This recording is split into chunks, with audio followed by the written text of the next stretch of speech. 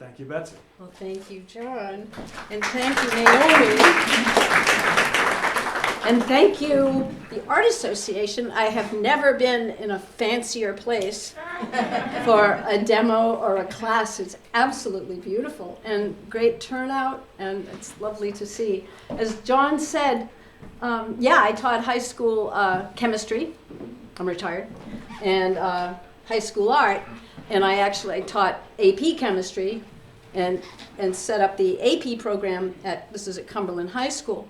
And just a interesting story connected to that is that every time I had an AP art class at the end, I would always ask the students, what did you think of this? And discuss this as compared to your other AP art classes, but particularly your science.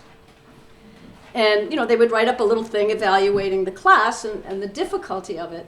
And every single kid, not one exception, said that the AP art was much more difficult than AP chemistry. Right? And AP chemistry is a stinker.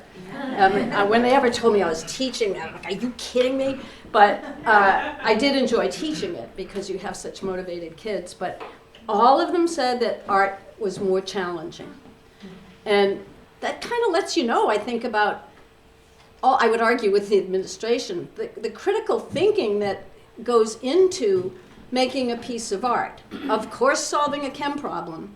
But every move you make when you're painting, when you're drawing, you've got to think about it. It's the most mindful thing, because I'm kind of scattered, it's the most mindful thing that I do. You can't be thinking about other stuff, when you're thinking about your painting. You've got to mix your colors, you've got to pick your brush, you've got to decide on your stroke and how it's going to go with watercolor, how much water. I mean, every move you make involves critical thinking. And also, as John said, I had a teacher who walked on water as far as I was concerned. He was just, I learned so much from him. But he is the one who gave me permission, essentially, to paint animals, because they were always thought of, they're too cute to paint, right? It's like painting flowers. It's too lightweight. There's no great content there. But it was always what I wanted to paint, and for a while I was painting dead animals just to sort of fit in, right? And when he said, Betsey, I draw trees. Paint what you love. It kind of gave me permission I can paint dogs and cats and horses, and I certainly paint other stuff too, but I love animals.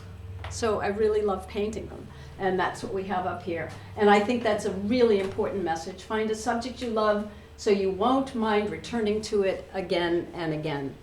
I really think that's a very important part of painting. Not just people are going to like this, so I'll paint it. But I think you need that buy-in. You got to care about what it is you're trying to paint. I think you can tell when you see paintings. Hopefully you can tell that I loved Annie. I love Annie. I still have Annie. But one other slide I just wanted to show you, because I think this is sort of funny. First of all, how many people are painters? Oh, so almost everyone's a painter. There are photographers too, Mark, right? And how many people do watercolor? Oh, so still not quite as many. So we have a lot of oil painters and some watercolorists. But this woman is a nationally known artist. She's in all the, National Watercolor Society, American Watercolor Society, all that stuff. But I think this is kind of a funny line. In watercolor, if you're not in trouble, then you're in trouble. Because it's a challenge. It's an interesting medium. They all are. But to show you that you're in good company, painting a watercolor is making the best of an emergency. Because stuff happens. I think maybe a little bit more easily corrected with oil. You can make corrections with watercolor too, but I think it's interesting that even John Sargent recognized the difficulty of it. And I'm going to put this up. So over here I've got my Annie. And I don't know how well you can see this. Rarely do I like a painting that I do. I imagine most of you feel that way. But I'm pleased with this one. I think that there are parts I don't like for sure, and parts that now, if I wanted to take it apart, I would probably change. But I'm kind of pleased with this, and it might be because I love her. You know, it could be. But just, so clearly from a photograph, painting dogs, cats, horses mostly. Also went to Africa, painting African animals. You really have to work from a photograph. You can do quick sketches. Yeah. But, you know, you've got to stop that action. And so this clearly was from a photograph. And that's the photograph. But just a few things I wanted to point out, that I am not a photographic painter, I don't think, but I do use photographs. But if you look, does this work? So if you look at this. No, you have to put it down flat. Oh. Oh, No, I wanted everybody to just see I it. see. Gotcha. Okay, so if you look at this, what kind of things did I change from the photo? That front reflection. Yeah. The big front reflection on the lower right. This one? No, the silver one on the far. Lower right, over there. Yeah. This. Oh yeah, I didn't even know that. That's down here. The clear water is down here. Yeah, I did make it a little bit bigger, didn't I? Okay, so definitely messed with some of the reflections with what's going on. Do you see anything else? Yes. In the upper left corner, the angle of that blue, no, it's the blue angle, that section right there. This. Yeah, I The kind blue of, piece is more horizontal when you're painting, and it's diagonal. and I got a little bit more creative. I did not feel tied to all of those shapes, although I did try to repeat some of them for sure. Because water is about painting shapes. Everything is, right? About painting shapes of color. But particularly water, and I'm just noticing, for 3 years maybe, I've been painting animals in water, sometimes boats, mostly animals. And I was saying this to Sheila, and I'm floored at how completely different it is every single time you look at it. It depends what the sky's doing, it depends what the wind is doing, it depends what the animal in the water is doing, it depends on the surrounding stuff. In this case, it was dark green trees. That's where that green comes from. Depends on the depth, the bottom, sand or mud, or it's just always different. And I've kind of gotten, so that's what I paint it all the time because it's fascinating. But it also allows me to do a realistic painting of Annie and kind of an abstraction.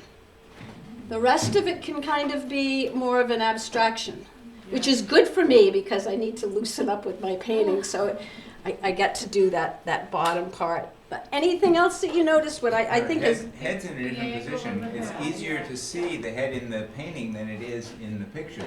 Right, the angle of the head is different. The angle of her nose is farther away from her eye. The head is rounder more than flat. I did. I kind of flattened her head a little bit here, but it is in a slightly different position. Yeah. The most important thing when painting an animal. The eyes. Yes. Yeah.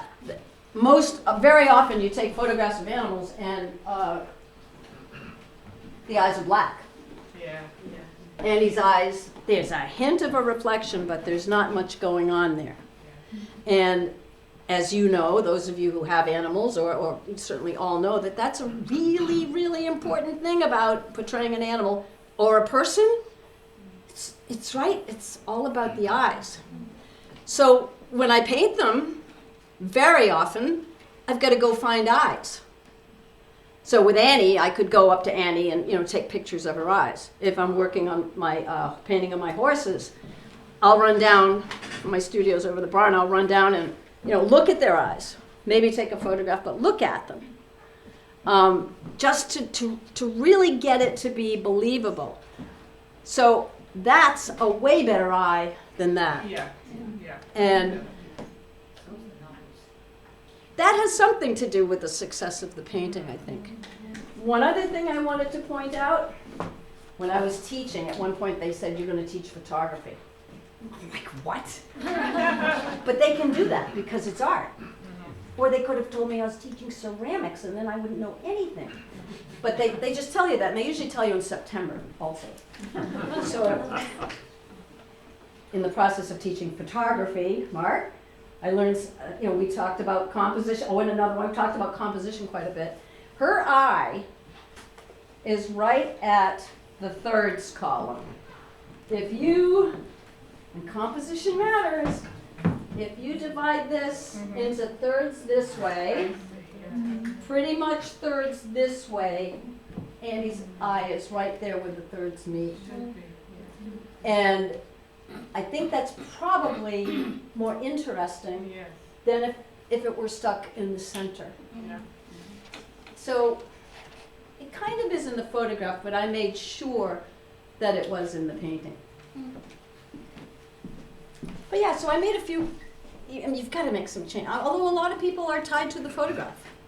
I mean, a lot of the winning stuff you see is very photographic. Lately, winning watercolors.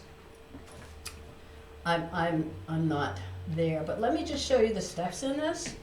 So that's the beginning of that painting. I used charcoal because, and you're probably like this too, when you want to start painting, and I couldn't find a pencil.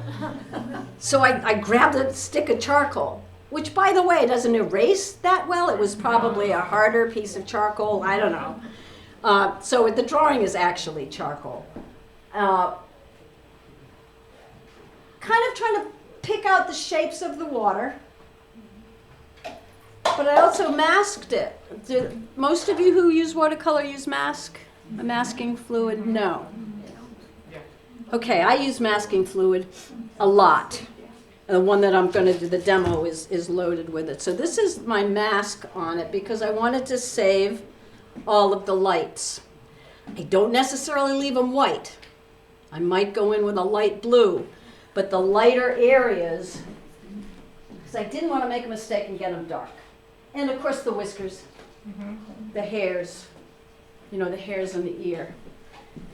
But masking is always a challenge. Those of you who use it, it just, because it's like rubber cement, it just clogs up all the time. So I have several others at home, but just, you may know all about this. If you don't, I'm just going to let you know a little bit. So you can buy masking fluid, which you can use with a brush. If you do,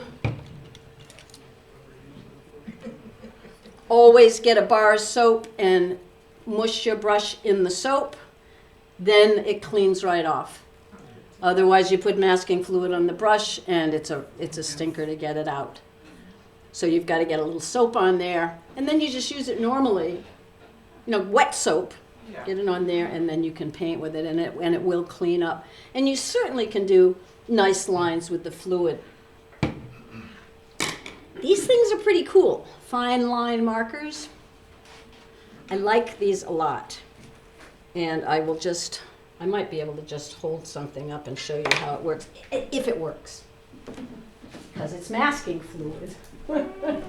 So it has a needle, and I need it for hair. Can you see that there's a needle there? Yeah. There. Who makes that one? It's fine line. So I think it's not one of the paint companies. So it's not like Winsor Newton or something. It's just called a fine line masking fluid pen.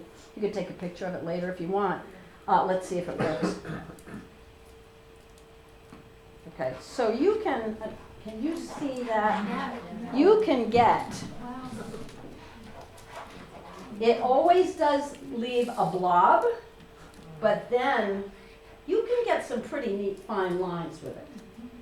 And for an animal, it's just a great resource. I brought a cat too. I only had to bring one example, but I brought a cat because I wanted everybody to be happy. So that cat on the right, I told John this, the title is called Upside Down Rolling Over Kitty, because that's what I say to him, right? And you say stuff like that to your cats and your dogs. But check out his whiskers when you get up. I needed Yeah, you need that. a fine line, I needed whiskers, and I went with this. And this is great, but it gets clogged up. They all do, it seems. So it comes apart, and does anyone use this? Oh, no kidding. So that's good. It comes apart into three pieces, and you can soak them in hot water and kind of clean it out. But what I often give students, this is 24 gauge wire. I'll cut it. Because the cover comes with a needle, which you probably can't see, and the needle goes inside this tube. Oh, I got it. So that you keep the needle in the tube, so it doesn't clog up like some of the other ones do, but it's not quite long enough. So I bought this 24 gauge, and that, there. You can usually push that down into this and unclog it, especially if you soak the thing. So because it took me so long to figure this out, I figured I would share that information. But it's, if you're doing a boat, a sailboat, and you've got all the rigging, you want some nice fine lines. Grasses, maybe you want some of them lighter. Hair, just looking at your beautiful gray swirl. Really, absolutely, if I were painting your hair, these would be all masked out, those pieces that curl, that are lighter. So it's a great thing to have with hair. It's just, I went on too Are you long. not supposed to shake masking fluid? I don't know that. Someone said that to me. Really, I wonder why. I don't know, unless it hardens it or whatever. Oh, I don't know. I don't know, they said don't shake it. You'll find out. I don't know. I really don't, but it separates too, so you kind of have to shake it. It's like so many things, though you can never use this whole bottle, right? Because it clogs up. It's like WD-40, right? You get to a point where it won't spray anymore, right? So a lot of stuff is just that obsolescence thing. But anyway, I just thought I would throw that out there. So painting Annie, you can see I masked a lot of it, especially her whiskers. So then I just started to drop in some color into the green water shapes, which, by the way, if water does this, and it's surrounded by trees, one side of that wave will pick up everything around it, the other side picks up the sky. So when you have ripples like this, you get blue, green, picking up the sky, and then the surrounding stuff. And it's only because I've been painting it for a while that I'm figuring. I never knew that. I might have read it too. I don't know if I figured that out on my own. I'm not sure. But anyway, another kind of breakthrough I felt for me was to mix colors on the paper. So rather than mix my green, I might try it on my palette. I like to wet an area and drop in the color, which you've all done. I think it's more lively, it's more watercolor. It says this is a watercolor because it's not just all one green. It's got a little of the blue, a little of the yellow, a little bit of gold. And you can see that it's all kind of dropped in. Yeah. And I think that was a big thing when I learned that was the better way to mix it. The other thing is animal noses. So many people make 2 holes for the nose, but they're not holes. They're that kind of thing, like a quotation mark. It's not just a circle, it's not just a black hole, it's, yeah, they do this. And the nose is a box. The light gets hit, the nose gets hit one way here, and then on the top it's another way. So usually the top is lighter, and then this is darker on the nose. And I'm not sure if so I actually did that. I started out with it all pink, And now you can see it gives some form to the nose. So since I'm a pet painter, I figured I should see the sky, and then it's not taking light the same way. So it's like a little box. And noses typically are like that. The highlights typically are on the top. So, oh, I didn't tell you. This painting was juried into the National Watercolor Society, which I was like, oh, that's pretty cool, right? But then they chose 5 to put on their website to promote the show, and Annie was there. There were 5 totally different watercolors. I couldn't believe they picked that. You know, I mean, I thought that was kind of a cool thing. But just to make you feel good when you're in the show, it also, Wickford's where I teach, and it was just in a all creatures show. And it got nothing. It got in at least, but it got nothing. So it shows you, you just have no idea, right? We all know it's a subjective thing. Pardon me? You don't know what the judges are going to do. No, and it's going to be, so the guy who picked this for the website probably has a lab, a yellow lab, or something, Yeah. or he's looked at water, something personal, right? So but then, so it didn't win anything at Wickford, and I was kind of like, because you can't imagine I shouldn't say that because I'm sure the people were thrilled to win, and I should be kind. But then it won the People's Choice Award. So, Yeah. and again, why do you think? Yeah, exactly. It's a dog, right? Everybody loves dogs, so it's, not, I mean, they might have thought it was well painted. But it's because it was a dog. Yeah. And the kitty, too, that won a People's Choice Award at I love Rhode Island Watercolor Society and National Show they had. But again, I mean, there were some beautiful watercolors at this show. And when they, I was a little embarrassed because it's not like a beautiful big watercolor or anything, but it's funny and it's a cat, right? So that it's important to remember that when you enter shows and get rejected, because I've had my share of those too. Some pretty good wins too, but anyway, good for Annie winning that. So anyway, at this point I still have the masking fluid on. I still have it on here. I painted with a lot of layers. So it was a very light layer of gold, yellow ochre, and then I went in and put another layer over the top to get it. I wanted her to be really much stronger color than she was in the photograph. And she still has the masking. So this is the masking fluid, I think, has been removed, and you can start to see her whiskers, the highlights in her eyes, because those were masked out. There. Yeah, you can see the whiskers. So I think I removed some from the water, but you can see a lot of loose squiggly stuff Oh, yeah. that was masked, and then her whiskers. And water actually does that. It actually, you can push it out of the way, when it does that, which is kind of a cool thing. And another reasonable thing to do, I think, when you look at your painting is take a photograph of it and put it in black and white, just to kind of see what you've got. Look at your values. Do you have some really strong darks Okay.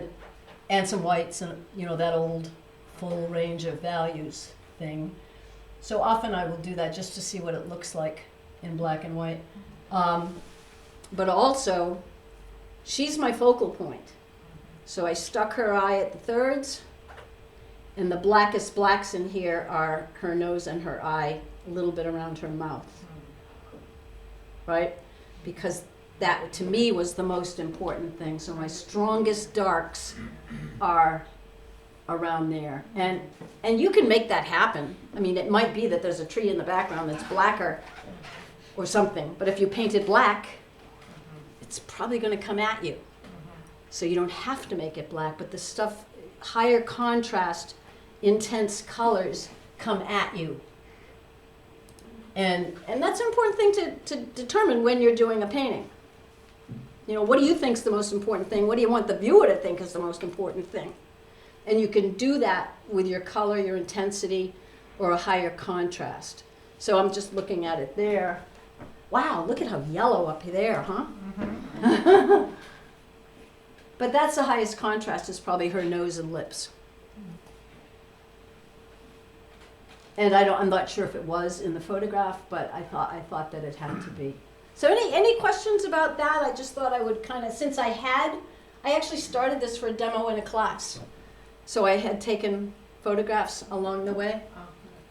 Betsy, Yeah. the hairlines around the mouth and the neckline to the water, were those all with the masking fluid with the A lot of them. needle? A lot of them, but some of them are drawing, like right here, having a wet shadow, or the water, of course, is wet, but the dark wet here, and taking a very fine brush and pulling it up into that gold to get, which is a thing to do with grasses. You can do with grasses too, or hair. Well, this is hair. But yeah, so that was very dark, and then just pulling that up. I'm certain that some of that around her lips was just a really fine brush, as well as the masking. And I think around the ear too, it looks like that black, the dark going into the ear was probably brought up into the gold to make those hairs. Rather than drawing the hairs, drawing the negative shape, sort of, Right. into the hair. Then you can Was see. that with a fairly dry brush then? No, I would say there was a pool of dark. This shadow under her ear was probably kind of a wet dark, and then taking a brush and pulling lines from that wet into her gold ear, which had been painted gold. So pulling that in, rather than trying to paint the gold over the black, which you can't. It's very hard to do. It was pulling the black in. And along those lines, a couple of things I use once in a while. I don't think anything works great, but I read Andrew Wyeth didn't want anyone to know how he painted. He kept everything as a secret. But apparently some friend watched him one time, and his friend said that Wyeth used casein a lot for his whites. Rather than, well, this is acrylic or anything else that's white, he went with casein. And I read that the reason was if he wanted to tint over it, rather than just pure white, if you wanted to tint it, that this took the layer of watercolor over it better than any other options that you would do to paint some whites, get some lights in there. So is casein a color? Casein is just a milk protein based paint. Casein is a milk protein. So it's white? It comes in colors, but this is a white casein. And I figured if that's what Andrew Wyeth used, I could try it, and it's pretty good. It's pretty good. Nothing's like the paper. Yeah. You know, any opaque whites you put over your paint look kind of like opaque whites you put over your paint.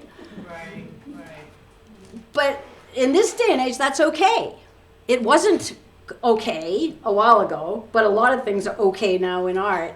But you know, you weren't supposed to do that. It had to be, but you weren't even supposed to use masking fluid. But Sargent did, and Winslow Homer did. A lot of people masked things out. So if they did, I can. But anyway, I kind of like having this around.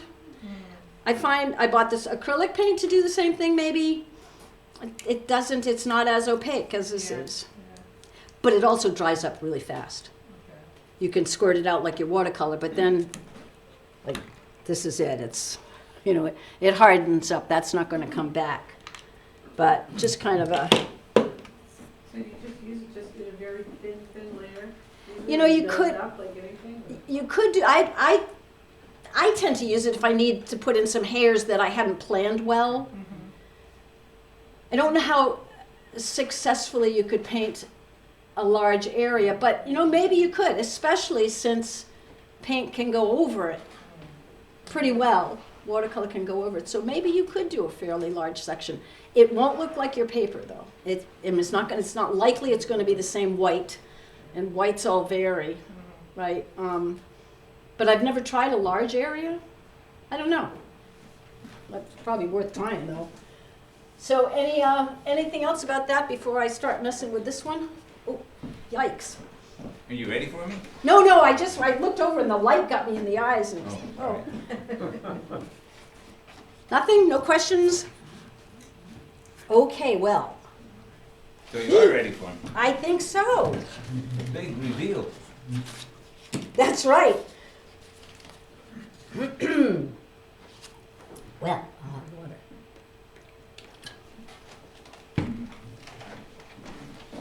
So I'm going to paint on this a little bit.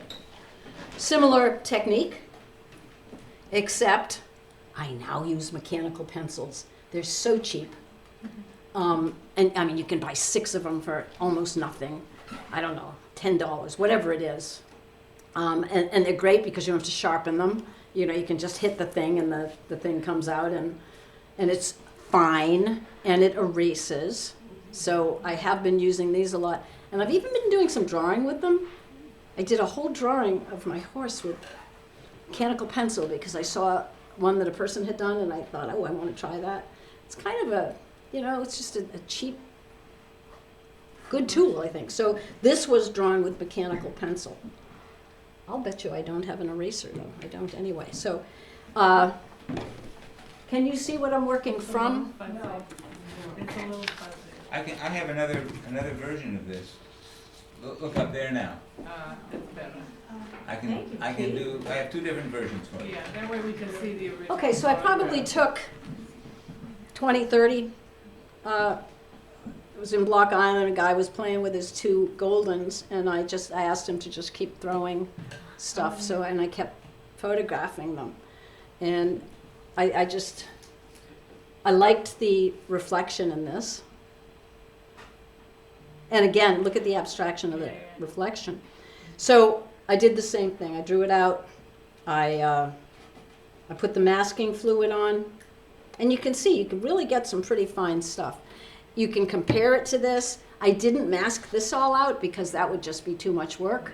And I figured I can paint around it. I did mask most of this. But pretty much everything else was just because I could paint around it. This first wash I did, because I knew it would have to dry, you know, and you didn't want to wait for it to dry. So this is a cobalt blue wash. And I'm going to throw this out there because I find it, I just got this new paper called New York Central. Jerry's bought them, apparently, because I called Jerry's to get the scoop. It comes 1620. Which Fabriano used to. You could buy 2 instead of full sheets of watercolor. And it's just a practical thing. Because it's called New York Central? That's the brand of it? Yeah, and I got it, I'm pretty sure I got it on Amazon, but how did I find out about Jerry's? I guess I called Jerry's to see if they had it, and she said they now own it, that this is a company that makes art supplies. I think I'm liking it. I like how it took this wash. I like that it's 1620.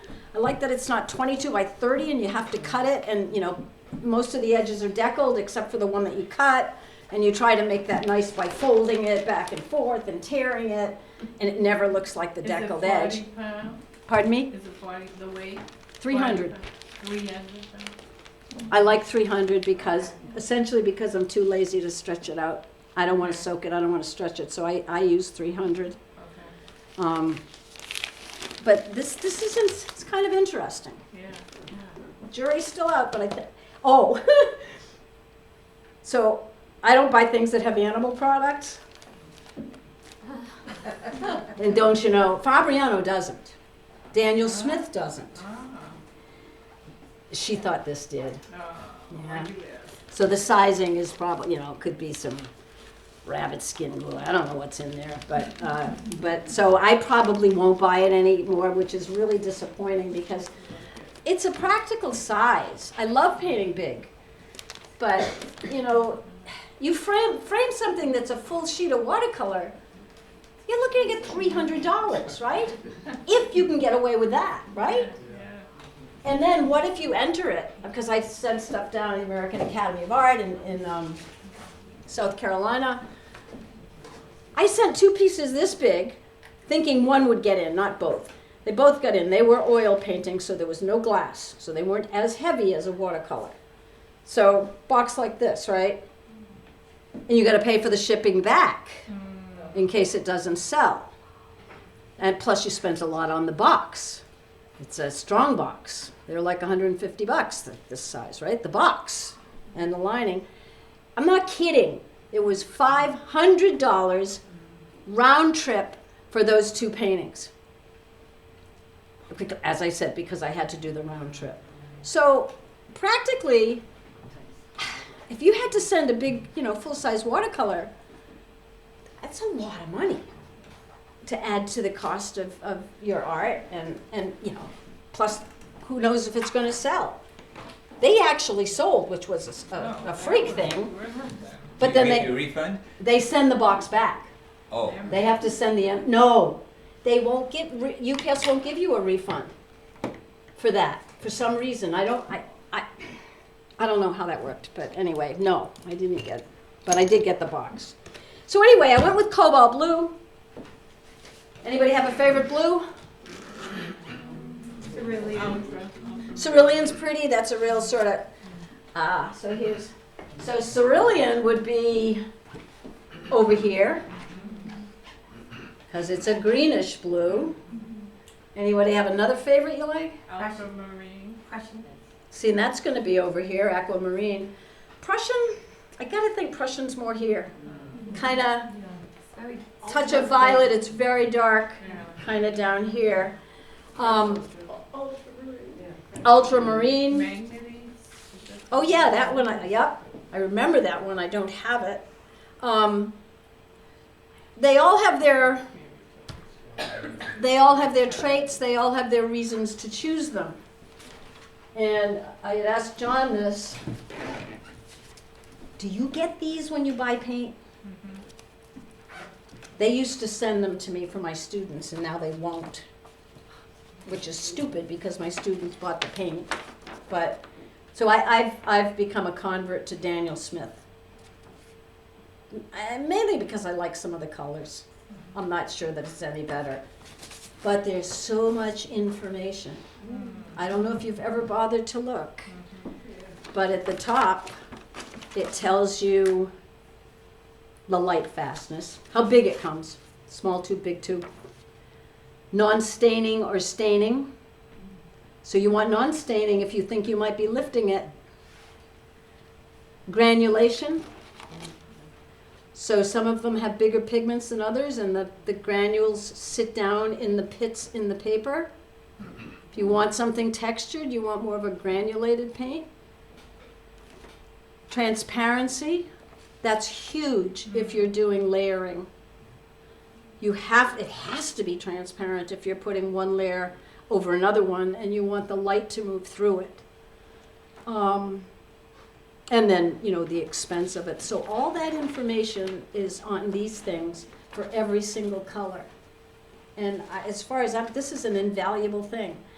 I don't want to look on the computer. I want one of these. And they won't answer me anymore because I want to get, like 50 of them so I can give them out. I would have given them out here because I just think it's an invaluable thing. But you can certainly grab it at an art store. Hopefully. Maybe they're not going to do that anymore, but. So I tend to go cobalt because it's expensive, it's beautiful, it's close to the primary blue. It really is. It's probably the closest blue to the primary blue. It's semi-transparent, but it layers nicely. And I think this wash went okay. I'm not meticulous about that, but let's do some painting. These are my Daniel Smiths down here. I'm not one of those people who, like 3 colors to make the painting. I'm sure you've seen those people. I don't know who those people are, right? Just limited palette stuff. Basic colors, yeah. if I see a new color, I want to buy it and try it. But you end up with probably way too many colors. But how can you have too many colors? I don't know. But anyway, as you can see, I have this, but then I have extras over here. But one thing, there's a green called sap green that's in Daniel Smith. What a nice green if you're painting outside, because it's so hard to mix greens, and that's a lovely green. But anyway, this is cobalt blue. So I don't know what I'm going to do with this, but I'm thinking that I want this part to be stronger than this part, because I want the water to come at you, and if I paint them all the same color, it's going to be flat. So I need this to be a stronger blue than this. Even though I don't think it really is, do you? No, I don't think so either. This is a hake brush. I'm not going to go near the edge, hopefully, but just to go faster. Oh, and these things are awesome. So I'm going to put a bunch of water in here. I'm sure there's a faster way to do this. But these are Amazon also. They're little ceramic dishes. These are really cool. I like ceramic palettes. It just doesn't look cobalt to me. I guess it is. I guess it is, but because I know that should be where the it should be where the cobalt is, but Can't really trust the screen. ah, right. But you should be able to trust my eyes. Yes. But anyway, these are kind of fun because you can mix up. A lot. Yeah. I also always have a piece of paper. I've got to see it here, sometimes in there. But anyway, so I'm thinking I want this whole front to be stronger, as I'm sure that makes sense. But see, once you have this, So that's really wet. yes. Well, I just wanted to put another layer over it because I want to go in after and do some of those stripes, you know, and I don't care what I like the watercolor blooms, you know, when they run together, but I just thought another layer over this will get this a little stronger. And a great teacher I had a long time ago always told me, when you have a color, look around and see where else can I put this color to help to unify your piece. So I see I've splashed water on this. I know I grabbed a paper towel. Well, there's a napkin down here.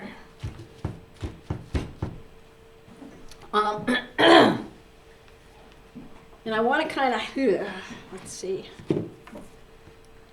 So I'm going to try to I want to put some of these in. The great thing too is, like Selma What's-Her-Name said, if you not in trouble with watercolor, then you're in trouble. So you just got to kind of, and I think one big message is, don't be afraid, because you can change it. And if you can't, you do another one.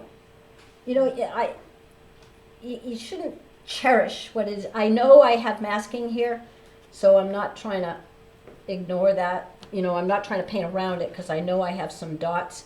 You asked about, Chris Yes. asked about painting in. So again, this is bringing the darker color in. I'm still messing with cobalt here, and I think I want it a little lighter. And I'm going to try to get some of these things. Those are sort of believable, right? Mm-hmm. And now I'm thinking, you know, everything looks different in this room. There's my.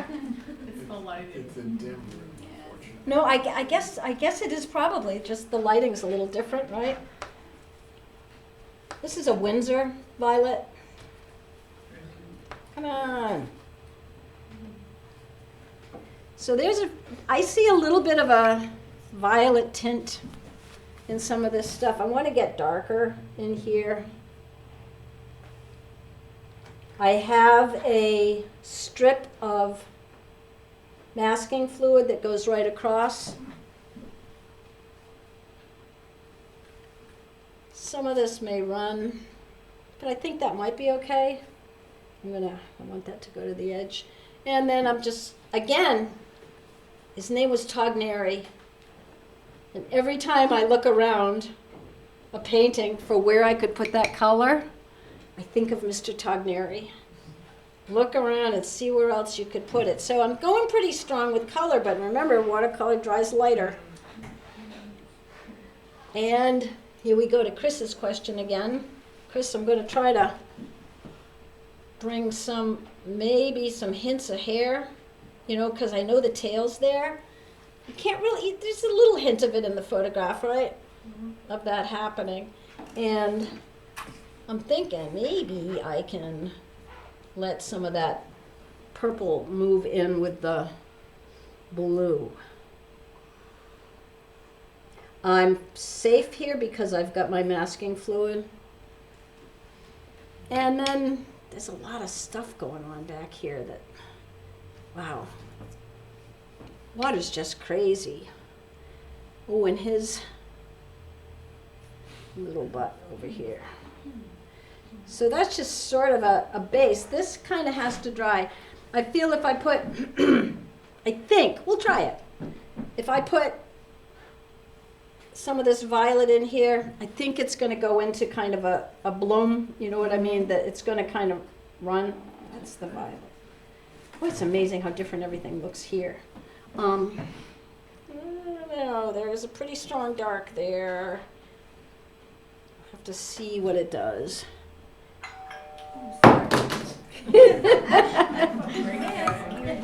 I also try to have 2 jars. I try to have like a warm and a cool jar. They don't get dirty as fast. So I try to remember which one I'm rinsing in, but at least I'm not mixing warm and cool and therefore mud. So I try to have 2 containers. And I think we might as well start to get some of the golds. This is a gold ochre. It's a pretty color. And I'm going to just start to bring some of this in here, and I see that it's, dog eyes. You see that on the photograph, it goes really dark over here. And that's going to be interesting to figure out how to mix that dark. So right now I've got a pretty strong gold. She's much lighter. But when I was talking about dog eyes, well, can you see this one? Oh, yeah. So you can't see the eyes. They're black holes again. So I'm going to have to get creative with the eyes. But one thing I just want to point out with animals, you can see that one. So there's a thickness to the skin, the lower lid. There's a thickness to it, just like on people. And there's almost always a highlight on that surface of the eye. People too. You can see that horizontal surface under your eye, you know what I mean? And then your skin goes like this. There's almost always a highlight. And with dogs, you can't see it much in this dog. But almost always there's a little bit of light under the eye and then some dark. And it's just because of the thickness of the skin. So the skin sticks out a little bit more of the eye. And I want to try to save that. Also, I go looking. I'll look golden retriever eyes if I can't see them on my painting. Because I got to have better eyes than those. And the other, I don't even know what I'm going to do. These dogs have very black noses. And I'd rather do a pinky nose like this one. But I happen to know the guy who owns the dogs, and he saw me taking the photographs, and might want the painting, so I guess I have to go with, gotta go with black noses. So I've got a gold going here that I think's kind of pretty. And as you know, opposite colors, right? So in order to mess with the shadows over here that are dark on this side of the dog's face, rather than go with a color, I'm assuming my gold is kind of a yellow, and I'm going to go with a purple because it makes for a really nice dark. I could go with brown, but I don't think brown. I mean, what are your other options? Brown, maybe a gray, but I'm going to be all of this. It's pretty dark, right? You can see that. I don't think the lips are that well drawn. So I'm going to see if I can, and I want to keep that little bit of white. I don't want that to change. So I'm going to see what happens if I put a little violet in here more to get some of these darks. And you can see that's actually kind of a pretty dark. And it's going to have to make an edge of these lips. Do you see that the lips are a little bluer right there? Yeah. You can do local color, or you can enhance the color. And I feel like this needs to be blue, but I'm going to be brave and go right up in here too, because I think it'll help to tie this whole thing together. So I'm throwing in that blue. Oops, I didn't go with the blue one. Dare I put a little more blue? And I think dropping in color, just dropping it in there and letting it move around is a nice thing to do with watercolor. I'm in the violet again. Because I got to get this pretty dark. I have got to get this pretty dark. Enunciate. And I'm really throwing in the gold because I want to get this really dark. And I feel like I can probably let it move up in there a little bit, but I need this part of the paper to stay dry. And I do have a row of masking fluid. There's some kind of nice things happening in here with this ear. I think that's got a little bit of a blue tint too. I can't tell if it's the water or the ear. And I'm going to bring it in. See all those little hairs that... Yeah. So I hate to do this to you, but we need to take a 15-minute break if you come to a And- moment where you can pause. I can't stop. No, that's fine. I just want to get this, Yeah. I got to get this darker. Exactly. Yeah. But you see how this is the old dropping it in thing. This is prettier, I think. And maybe that's not a word you're supposed to use, but it's prettier. Yeah. That gold with the violet, it's mixed on the paper rather than me mixing it up here and having that gray or brown, gray I guess. It's just, I think it just adds a little bit of an element of interest to it. And you guys, I'm going to just, go. I just want to continue my, essentially, so I'm teaching a class on, a drawing class. And we went in and did all the midtones in the whole drawing to sort of tie the whole thing together. And that's essentially what I'm doing here. I do think dare I go with a really strong blue under this dot? I know, John, you No, keep going. be quiet, Betsey.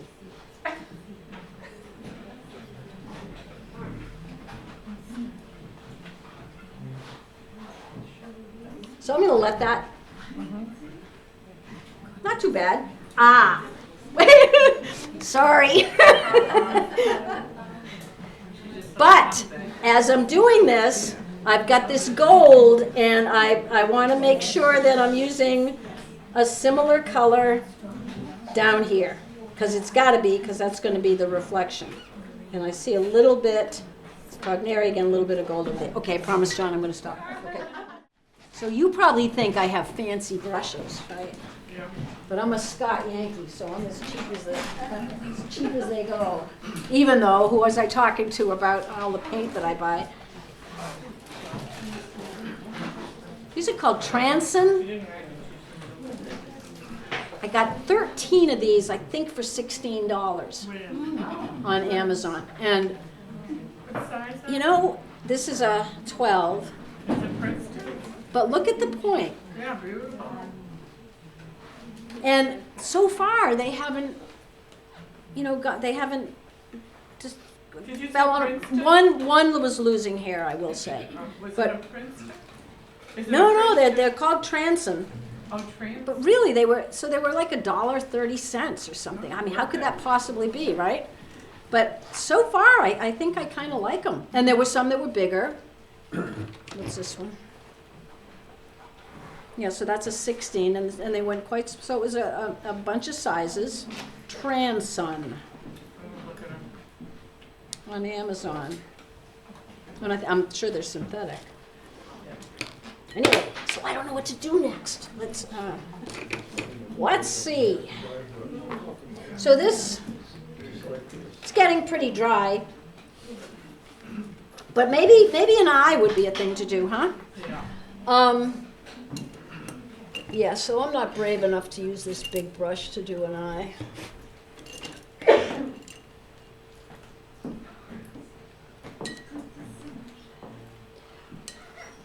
I also, I only noticed this recently when I was doing a demo. I squeeze the water out of the brushes a lot when I'm making a transition. So here's my photograph. And here's just an eye sample. I could have, used Annie's eye, or I notice when I'm looking at this that my drawing is off on the eye. Do you see that? If you can see this photograph, do you see how this eye really, it comes up here and kind of slants down there, and this one does too, and I don't see it with the other dog as much, so I'm just kind of fixing that. But anyway, boy, if you look at dogs' eyes, they are really all different. I have 3 dogs. They're all rescues, but they all have totally different color eyes, and I believe that it's no different from our eyes, right? We all have different colored eyes, and especially doing portraits, you better get that right, And whoever was sitting over here showed me, no, who showed me the dogs? Yeah, look at the eyes on that puppy you showed me, right? I mean, they're gold, they're amazing.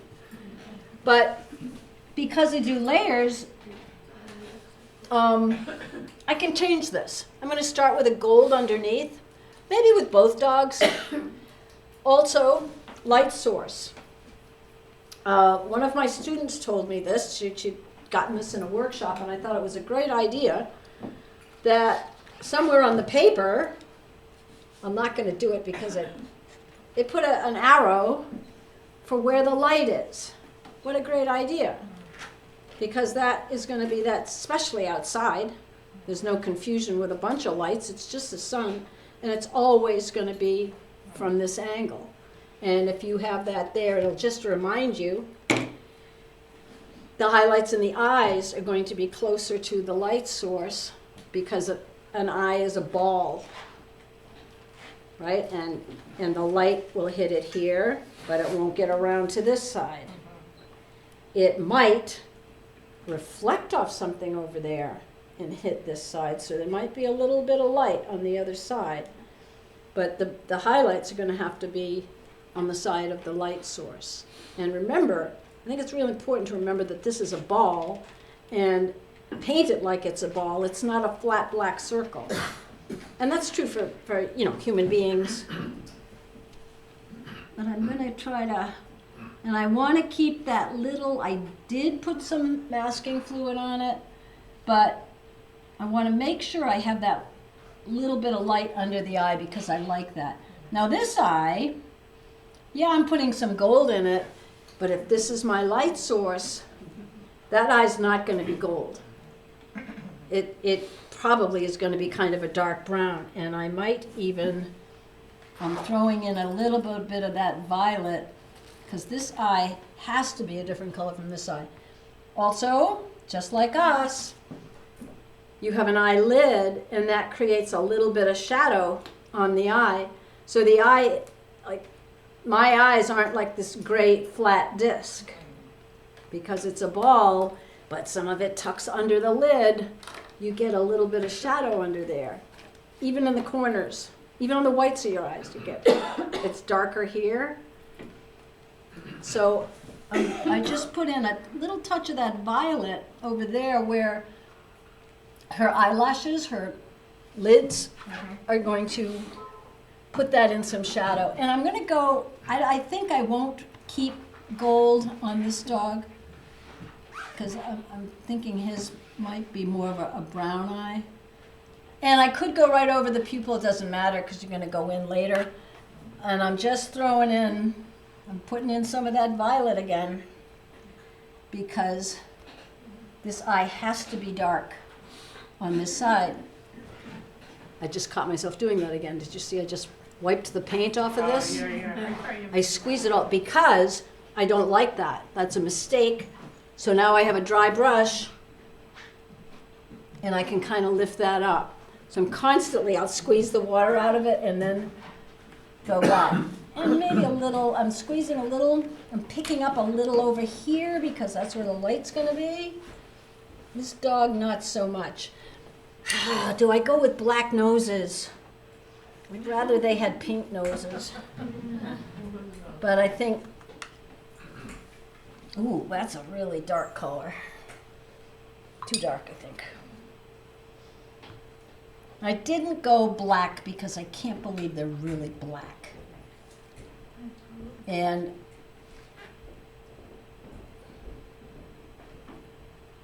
I did not paint the top because I want that somehow, it's going to have to be lighter. And I hadn't masked it out. Again, I'm going to squeeze this out because it's a great way to soften an edge. Get some of the water out of this.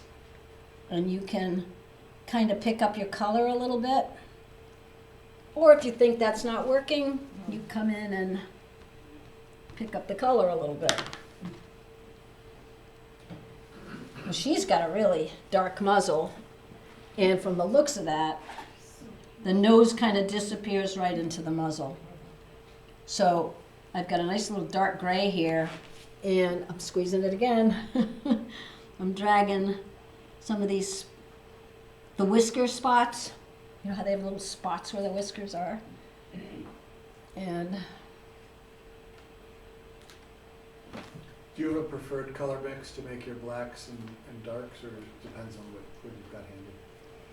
I like the, that's what I think is a good use for some of those, the blues, like a phthalo blue, an ultramarine with a burnt sienna, or an ultramarine with a darker brown.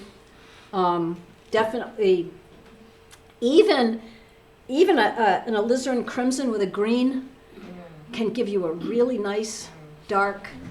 So I don't think I have a favorite. I kind of go along with the color scheme of what's happening. Yeah. I don't. That's a rule I definitely stick to. I don't use black, and I don't know why, except that somebody told me sometime you're not supposed to use black. And I do think it looks like a black hole if you just paint it black. But if you're painting something that's painted black, I don't know, maybe you could, right? I want to get some of this, the lip stuff, but I don't want it to be, this is still a little wet here, so I'm daring to put this in. I'm squeezing this again because I want to drag this down a little bit. because see how her chin is very dark. And somebody mentioned cerulean was their favorite. I'm feeling this blue over here, so I went with cerulean. Who said that cerulean? Was it? But I didn't think this was quite cobalty. I don't want this to get too dirty. Check this out here, that gold that goes up into that eye. I swear I see a little bit of pink in that. This white here is really important. And I just put this pink in, but clearly that's too strong. One of my favorite colors is Naples yellow. Do you like that? Yeah. It is. It's not a real transparent color. So that might be kind of a strong color, but that can always be changed, you know? You don't have to. And I can't tell what's going on in here, so I'll just. Sometimes that's the problem with photographs. You got to fudge them lots of times because there's a lot of stuff you can't see. And again, I had that color, so I thought, where else can I put this? And I just think that helps to unify a painting when you do that. I feel like that color might be a little strong, so I can pick it up. Or I could put another layer over it and see how that goes up above the eye. I'll have to figure that out, later. Important that the light side stays really light. Throw out any questions if you have them. I'm gonna go with that same pinky back here. It is kind of violet though too. My violet's dirty. When do you remove the masking?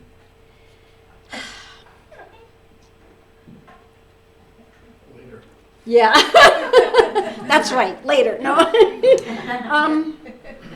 When you got a fair amount of it done, when you think it's safe, because I still wanna see what happens with these up here. And most of this masking will be painted. It's not gonna be white. Maybe her whiskers, because even she's not a white dog. So once I remove it, I'll go in with a little bit of a wash over that too. There would be very little white. Maybe that spot and some of the stuff in here. I think it might be fun to try a big wash over the water now. So We've got about 10 minutes left. okay. Oh, I don't have a big enough brush in my hand. Let's put in some of those. Need a four. So some of these waves. So I might have, 4 or 5 layers, at least. And I was saying to someone who was up here, some people do 50 layers. But you have to remember when you're layering, you are essentially mixing color. So if you put a violet layer over yellow, you're going to get a brown or a gray or something, because you're essentially mixing, instead of mixing it on the palette or you're mixing the layers. So you have to think about what color you're putting over. Do you ever paint with an easel, with the watercolor? No, I might once in a while lift it up because I want something to drip. I don't know how people do. Yeah. But people do, right? Yeah, I've seen them. I like to build it up, with layers, because I don't like to start with a real strong dark, I know. because it's so hard to lift it. Right now I have a real strong dark on here, and I might Okay, just to- look at some places where I think, it's pretty dark. And this, I'm not thinking that blue is a good color for this in here, but I'm thinking you asked this question, John. I'm going to throw in a little burnt sienna. into this. And I might put a little gold in, and I want to let that all kind of move around. And probably should be darker. When I'm doing these straight lines, it seems like I'm pretty able to do that, right? But it's because I'm locking my elbow in. So I'm not just doing a line with my arm free, because then you'd be like, I kind of lock my arm in, and then I can move my body as much, so I'm able to pull off those really straight lines. I'd like to get something to happen around here. That's not too bad. That wasn't a bad move. This is a... See, I actually went with a brown just then. That was kind of intuitive. Gotta get these lips somehow. And now to kind of move it on out, that's just water. And the color isn't bad, right? So I'm gonna try, see what happens if I get in here with some of those to get some of that bone structure in. And I'm squeezing this out because it's a nice way to soften. So those edges I thought were too hard, but you squeeze the water out and you can sort of soften them up a little bit. So he's kind of coming. But you can see how much this has to come alive. It's a long way from being the intense color that it's going to have to be. And that I do a lot of layering, but I mean, I'm sure a lot of people don't teach that way and they don't do it, but oh, see, I kind of liked what was under there and I just covered it, but that's okay. Oops. He's coming. There's that. Look at this cool shadow underneath here that goes right down to here. How about, what color should I use to get that? I went back to cobalt. Burnt sienna? Is that worth a try? See, and it's still the cobalt. So I kind of put that on to see what it looked like.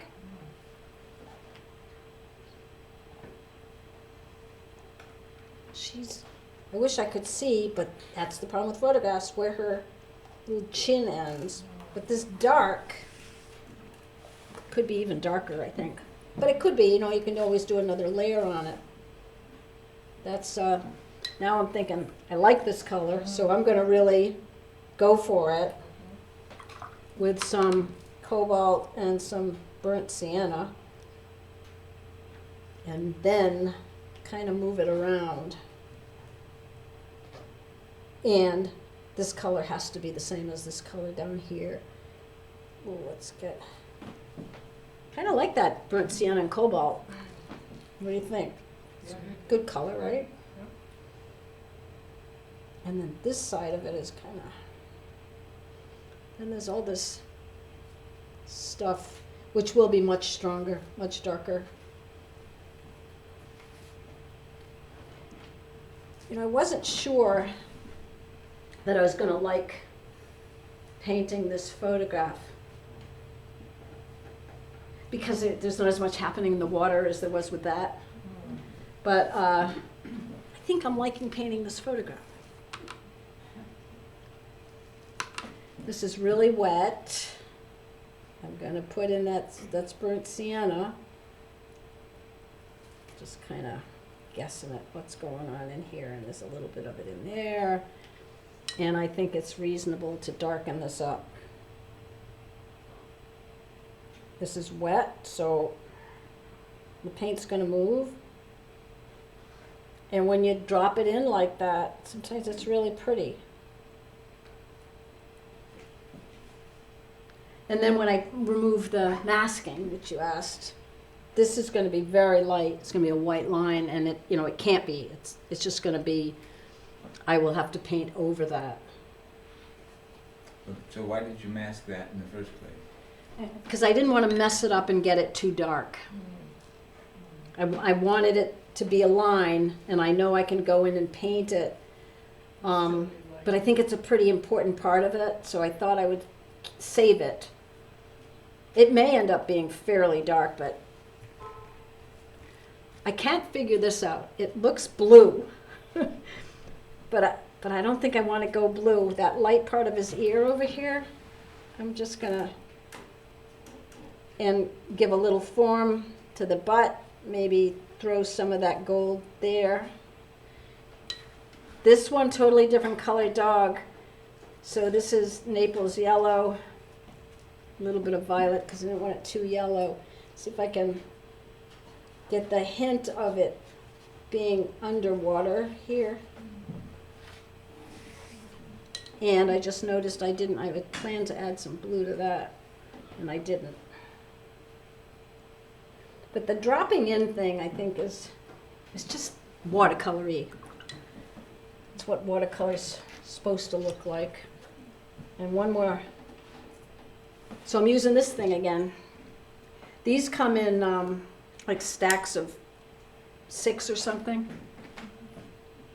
And they're ceramic. They're Asian.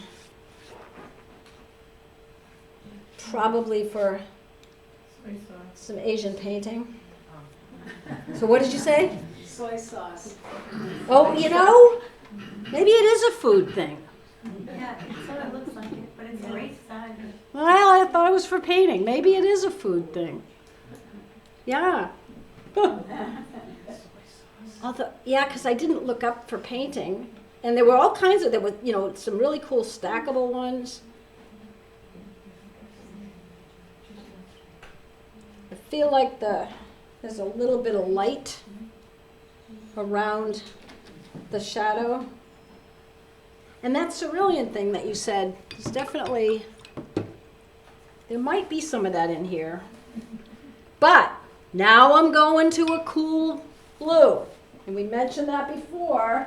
When somebody was up here, I mentioned that. Cerulean's a cool blue. It's got yellow in it. The other blues, if anything, are over here. They've got red in them. Slightly. They're more of a violet blue. That's a green blue. As soon as I'm putting a green blue on top of all of these, I could go mud. Yeah. Because there's yellow in that cerulean. So yellow makes it cool? Once they're down here, because this has red in it, this has yellow in it, I'm thinking because it's on the green side, if I divided it here, you would still call that. It's, how about just a yellow blue? It's a blue with some yellow in it. And the other blues have some red in them. And as soon as you mix those together, you're essentially pulling in another primary color, which is going to turn it to mud. And you've got to think about that, because I was thinking maybe I could throw some cerulean over this, but pretty much all of these have been a primary blue and a slightly red blue. So if I put the cerulean, I don't know how well that would work. It could be worth a try. I hate to cut you off, but Okay. we are out of time. So I want to thank you very much. Can I stay here and work on it? Well, thank you, guys. No quick questions? Yeah. Other masking, you know, you've got the line that you predict you'll be uncovering. Yes. I've found in the past I avoid it because I can never seem to blend back the harshness of the masked white, you know, the white that's exposed. I don't know how. No, it's true. It does give you an edge. Yeah. But I think you can go in with a damp brush. Just damp, not wet. Just a damp brush and soften that edge. Or, you know, even dampen it and try something like that. There are ways to soften it, but you're right. Just saw a spot of water. it definitely gives you a very strong edge. And I'm sure you can see there are some over here too, where it's pretty strong. You can tell what was masked Yeah. up there. Yes, you can. But I think you can go in and play with it a little bit and soften those edges. I know, I like, but I'm talking about hairy things, you know, so I think that's probably why masking works, or grasses. Right. It- Thank you. It's just, it's hard to figure out without the masking. But, you know, I'm sure there are ways to do it without the masking too. All right, thank you all so much. Thank you, that was fun.